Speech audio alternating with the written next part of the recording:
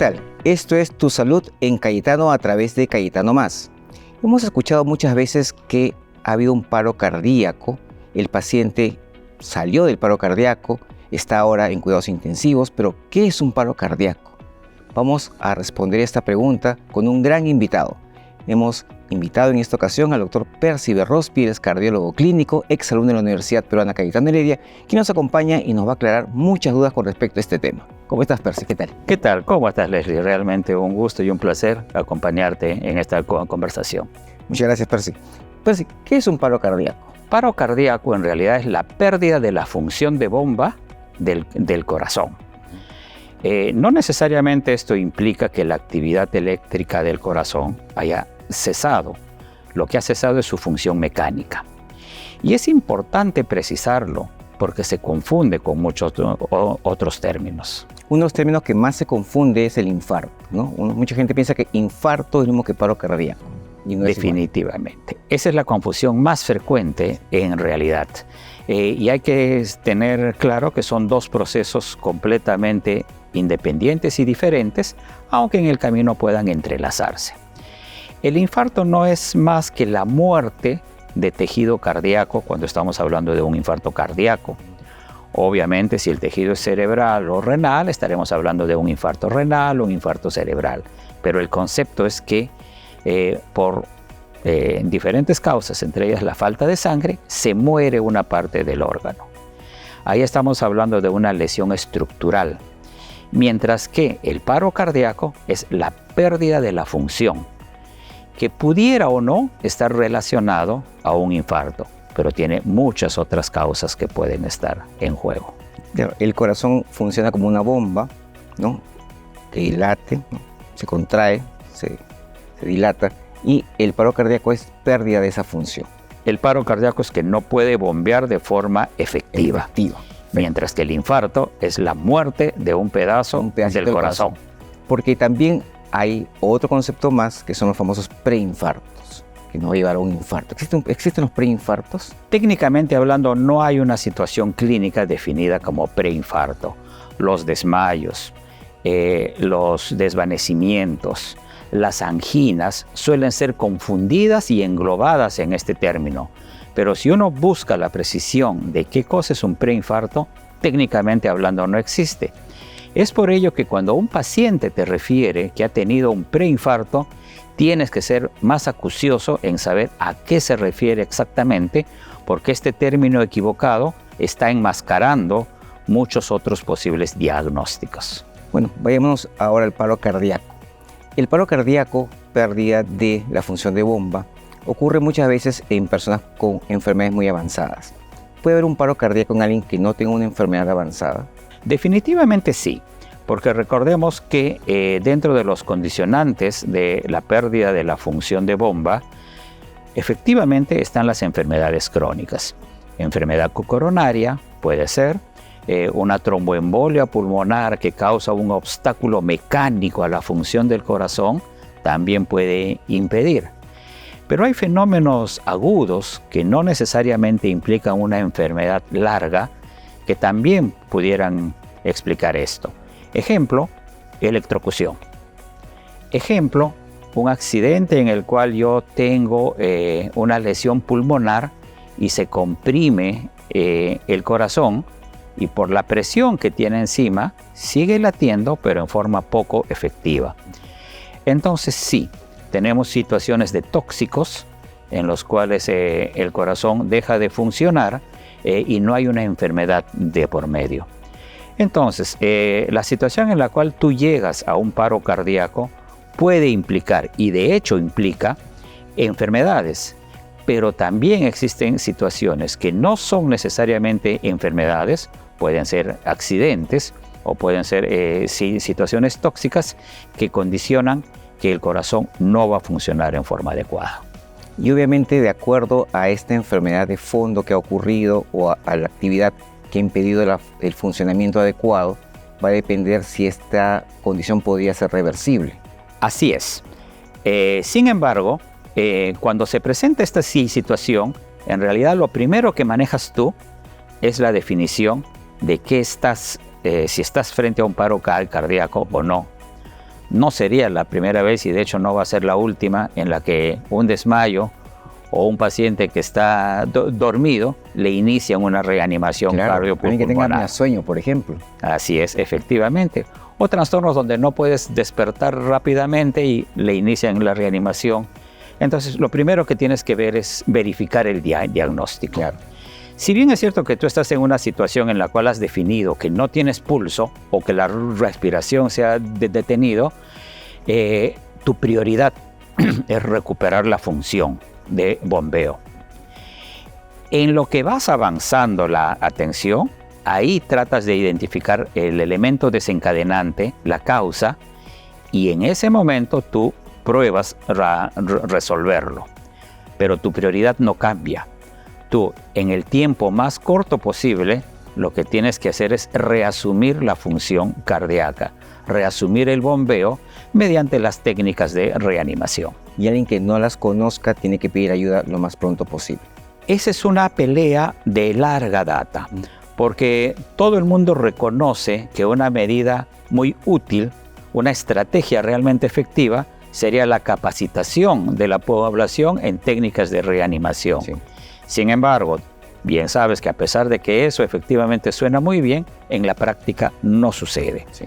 Entonces, si tú no tienes el conocimiento para empezar una reanimación, efectivamente, tu paso inmediato es avisar a quien sí conoce o a quien tú creas que pueda manejar la situación.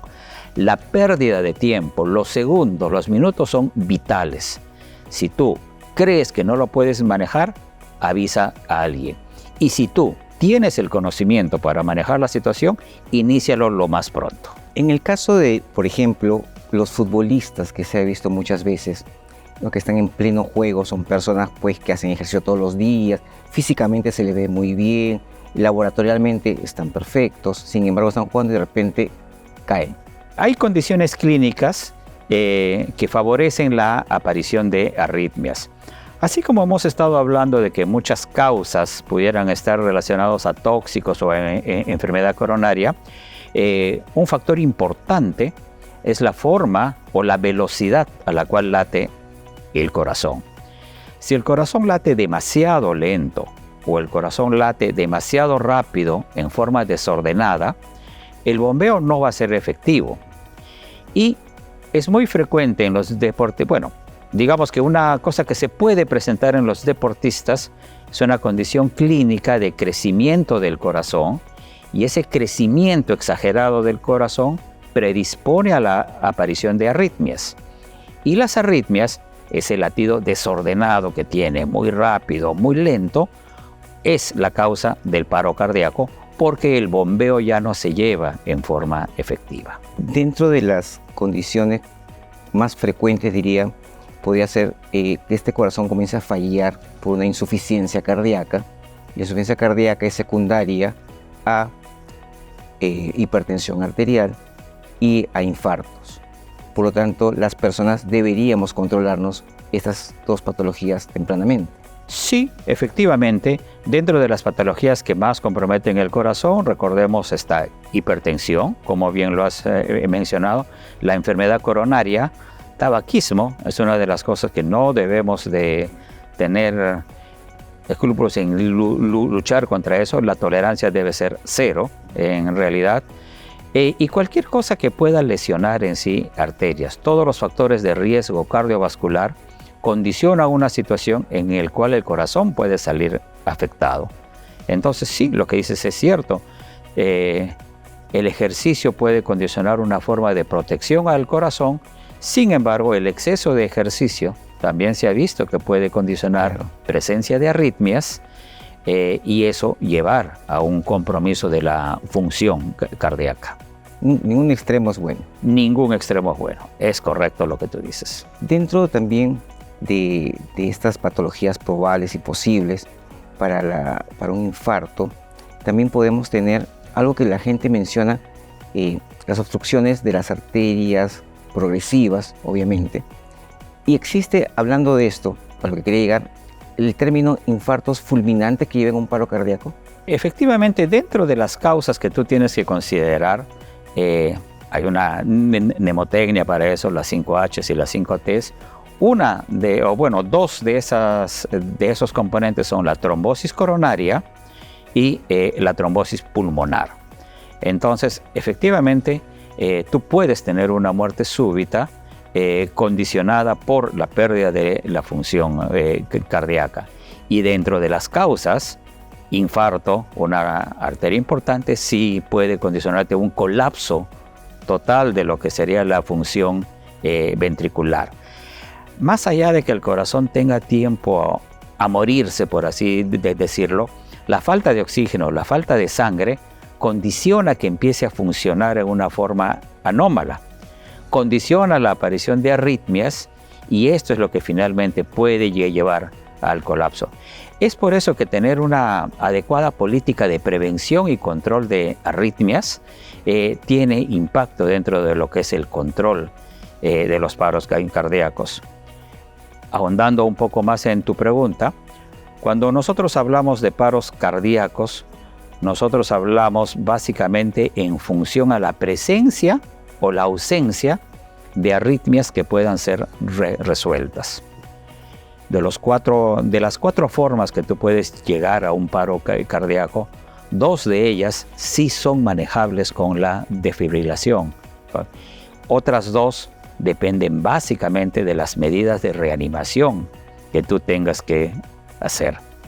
Entonces, la prevención en cuanto a lo que es la enfermedad coronaria como condicionante de arritmias y otros elementos que llevan a lo mismo, sí tiene un impacto y sí pueden condicionar una muerte súbita. Las personas, obviamente, de acuerdo al avance de la edad, y están pues más predispuestas a enfermedades crónicas, y esto pues conlleva a que este corazón pueda dejar de funcionar adecuadamente. Con esto decimos pues que los adultos mayores tienen más prevalencia en esta terminología de tener más infartos y más paros cardíacos. En jóvenes, ¿qué factores son los que más predominan? Efectivamente, como lo has mencionado, el paro cardiorrespiratorio existe en todos los niveles de la vida, en todas las edades. Si bien es cierto que en los mayores las enfermedades crónicas, hipertensión pudieran ser los condicionantes, has mencionado a los jóvenes. En jóvenes es importante considerar las causas tóxicas: alcohol, cocaína, tabaco. Y también no perder de vista que una entidad, un diagnóstico que se llama cardiomiopatía hipertrófica, que para ponerlo simple, es un corazón demasiado grande. En jóvenes esa situación... Grande y gordo. En jóvenes esa situación también es una causa frecuente que te explique por qué es que llegan al paro cardíaco.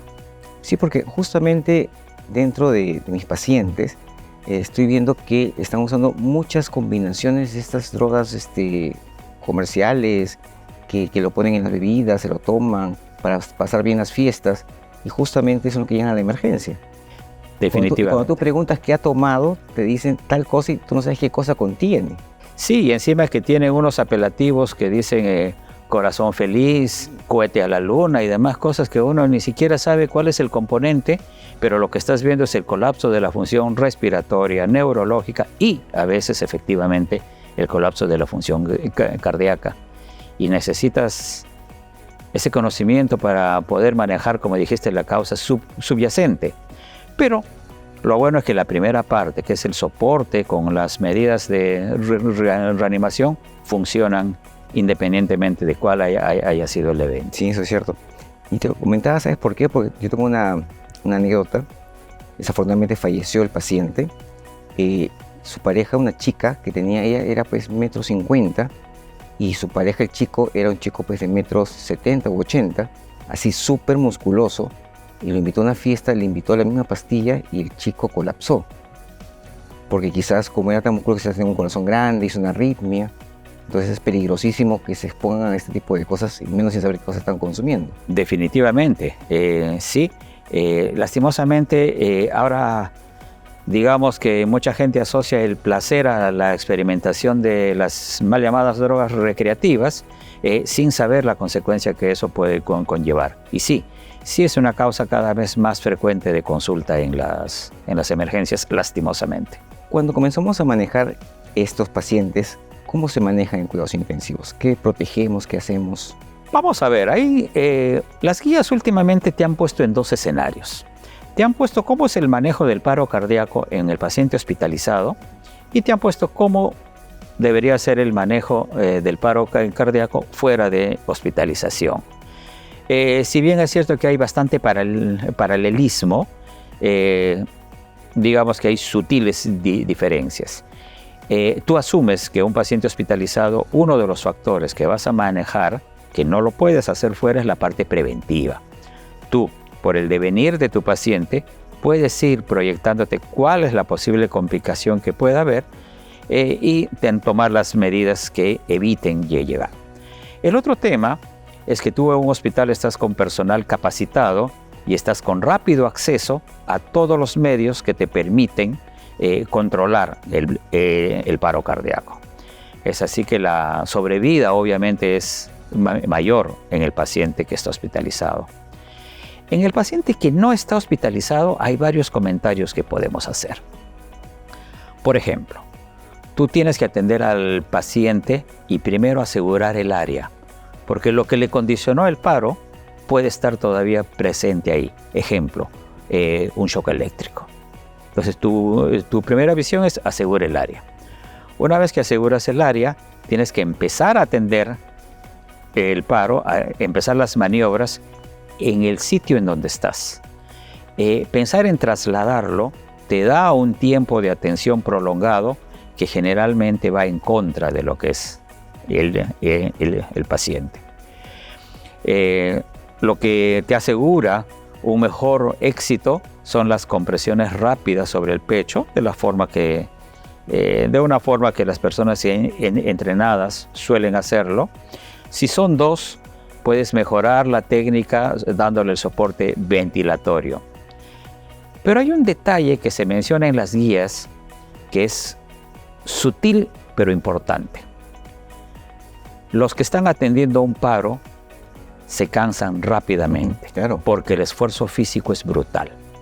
Y ya se ha visto que a los pocos minutos de haber iniciado una reanimación cardiopulmonar, la eficacia del proceso disminuye. Si solamente están ellos 2, ¿no? Claro. Así es. Por eso es que necesitas o rotarlos o tener un equipo que pueda reemplazar al equipo que está atendiendo. Porque sí es cierto, tú y yo hemos atendido paros en algún momento y sabemos cómo quedas de agotado Claro. a los pocos minutos. Es un esfuerzo físico. Porque aparte del esfuerzo que uno está haciendo en ese momento es la adrenalina, la tensión, el estrés y todo lo que se involucra. Y hacemos rotaciones constantes. Entonces, tú te das cuenta que efectivamente, si tú quieres atender un paro adecuadamente, tienes que dotar de medios en la comunidad. ¿Y qué hay en la comunidad que puede ayudar? Uno es educación, enseñar a todos a hacer las maniobras básicas. Y 2, tú habrás visto que en las instituciones públicas habrán tenido el buen criterio de tener los desfibriladores automatizados, los DEA, que realmente se ha visto que salvan vidas, siempre y cuando haya un personal más o menos capacitado para usarlas y siempre y cuando no sean un adorno que nadie les da el mantenimiento adecuado También. y que funcionen. Los médicos tenemos muchos eventos, deberíamos de pedir siempre que esos eventos sucedan en ambientes cardioprotegidos y eso implica tener un personal que pueda manejar un paro y tener por lo menos el desfibrilador automático disponible si vamos a pensar en un público más o menos numeroso. Entonces, esos son los condicionantes que pueden jugar un rol cuando estás atendiendo un paro hospitalizado o fuera de hospital. Te das cuenta que básicamente es conocimiento y disponibilidad de medios. Si uno demora un poco en esta reanimación, obviamente, el corazón no latió lo suficiente y no llegó sangre al cerebro. Por lo tanto, el cerebro sufre y va a sufrir, ¿no? Igual como sufren el resto de órganos. Entonces ahí, mientras más rápido actuemos y más rápido hagamos la protección de todos los órganos, es mucho mejor. Sí. porque desafortunadamente no todos los paros cardíacos salen bien. Ese punto que has tocado ahorita lo quiero remarcar. Nosotros estamos acostumbrados a ver en la televisión atenciones de paro cardíaco y milagrosamente a los 30 segundos de haber empezado, el paciente se levanta y queda espectacularmente bien. Y todos salen bien. En la vida real sabemos que eso no es cierto. En la vida real, un dato que les quiero dar es que una persona de 4 o una persona de 5 es la que realmente va a reaccionar a las maniobras. La mortalidad de un paro cardíaco es alta. Si bien es cierto que la reanimación cardiopulmonar te ayuda a recuperar a un paciente, los porcentajes de muerte siguen siendo altos. Y no solo es el momento en el cual sucede el paro cardíaco. Hay todo un síndrome post-paro cardíaco que tú tienes que aprender a manejar. Y efectivamente está dado por el tiempo en el cual los tejidos, el cerebro, el corazón, el riñón, estuvieron expuestos a la falta de sangre y la falta de oxígeno. Entonces, manejar un paro cardíaco en realidad implica una parte preventiva, una parte de acción directa en el momento que está sucediendo el paro cardíaco, pero como bien lo has dicho, implica todo lo que es el seguimiento y la rehabilitación de los órganos que han podido quedar lesionados durante el evento. Y el tiempo de atención probablemente sea uno de los factores que más influyen, además de la técnica que tenga el reanimador. ¿Este paciente que ha sufrido un paro cardíaco podría donar sus órganos? Estamos hablando que la mortalidad es alta. Estamos hablando que hay pacientes que pudieran tener un paro cardíaco con órganos sanos.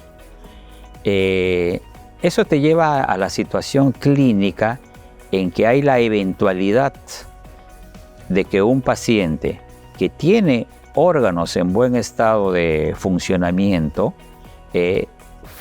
fallezca. Entonces, debería ser una política nacional, creo yo, el tener información de lo que está pasando dentro de lo que serían los episodios de muerte para poder mejorar la eventualidad de lo que es la donación de órganos. Dos temas que tú tienes que respetar ahí: la voluntad de la persona, tanto en lo que corresponde a la donación de órganos, o también los pacientes que deciden por situaciones crónicas que tienen o críticas que tienen, o incurables en todo caso, toman una decisión sobre no ejecutar medidas de reanimación. Entonces tú siempre tienes que estar a la revisión de cuál ha sido el deseo. Esto obviamente pasa en los pacientes hospitalizados. Bien, porque tú en la calle ves un paciente colapsado, no vas a saber si es un paciente donante o si es un paciente que ha decidido de que no le hagan maniobras de reanimación. Eso obviamente ahí no cuenta. Oye, y estamos hablando de alguien que ha hecho un paro cardíaco y que su cerebro no está funcionando. Así es. Entonces sí, esas son las condiciones.